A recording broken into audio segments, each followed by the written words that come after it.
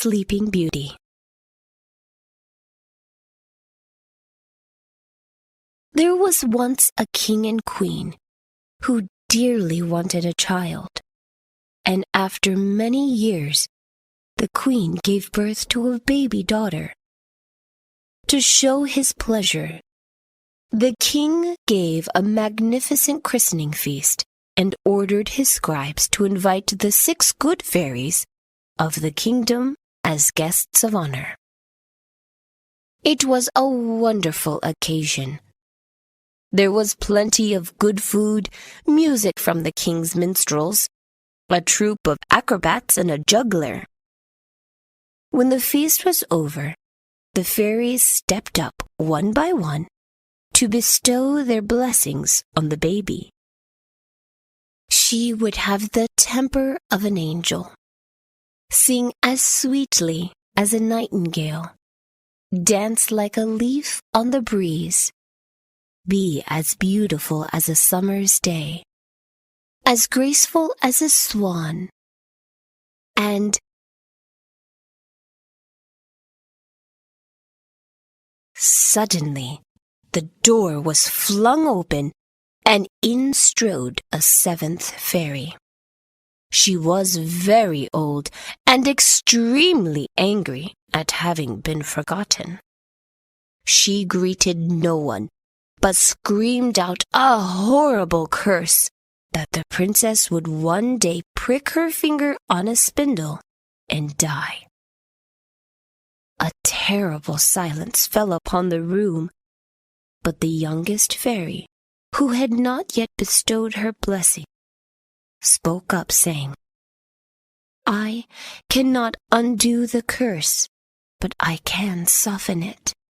The princess will indeed pierce her finger on a spindle, though she will not die, but fall into a deep sleep that will last for 100 years. The king was filled with fear. He gave orders that every spindle in the land should be destroyed in a bonfire, lest the fairy's curse should be fulfilled.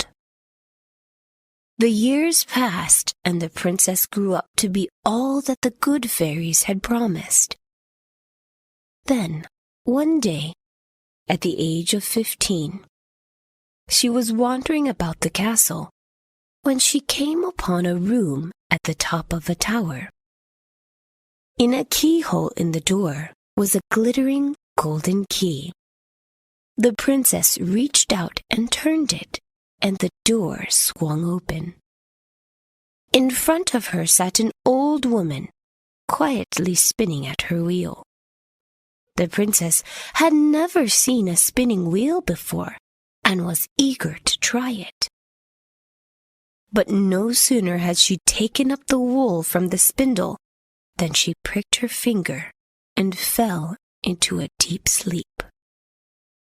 At this, the old lady, who was really the wicked fairy, let out a horrible peal of laughter and disappeared.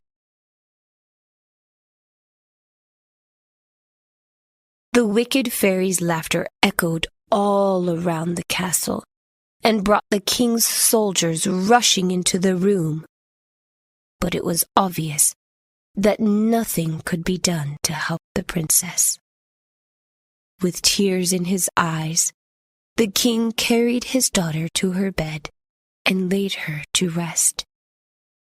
Then he, too, began to fall under the wicked fairy's spell, as did everyone else in the castle. One by one, the courtiers, the cooks, the guards and the footmen, the pigeons on the rooftops, the horses in the stables, cats, dogs, and mice, all fell into a profound slumber. The years passed by, and a great tangle of thorns grew up around the castle, and together with the thorns grew the legend of the Sleeping Beauty.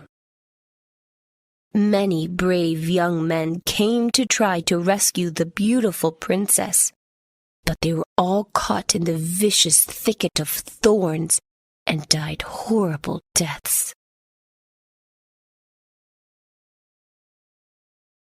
Now 100 years had passed, and a prince from another land came riding by. He saw the ragged flags fluttering from the turrets, which peeped above the thicket, and asked an old man about the castle. The old man, who had heard the story of the Sleeping Beauty from his grandfather, told it to the prince, but he left him with a warning. "If you value your life," he said, "you will forget the Sleeping Beauty and return home." The prince, however, was valiant and decided to hack his way through the thorns. Amazingly, no sooner had he drawn his sword than the thicket parted, and a safe pathway opened up before him. As the prince entered the enchanted castle, the sound of his footsteps echoed down the corridors and through the dusty halls, breaking the silence of a century. Everywhere he went, he came upon people wrapped in deepest sleep and draped in veils of cobwebs. He wandered on through the labyrinth of the castle with his heartbeat pounding in his ears, but he became more and more afraid and wished himself out in the warm sunshine, far away from this eerie, deathly place. At last, he came to a staircase which led to the door of a small bedchamber. He entered, and there he found the sleeping princess. In wonder, the prince stooped over the bed and gently kissed her on the lips. The princess's eyelids fluttered and opened, and as she looked upon the prince, they fell in love. And so the 100 years' curse was broken.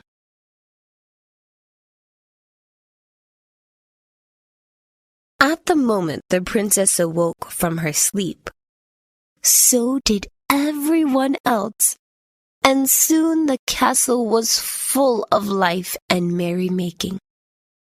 The king and queen were overjoyed to see their daughter again, and everyone said what a wonderful couple she and the prince made. Not long after that, the two of them married, and waving goodbye, set out on a journey to the prince's land, where they lived together in peace and happiness to the end of their days.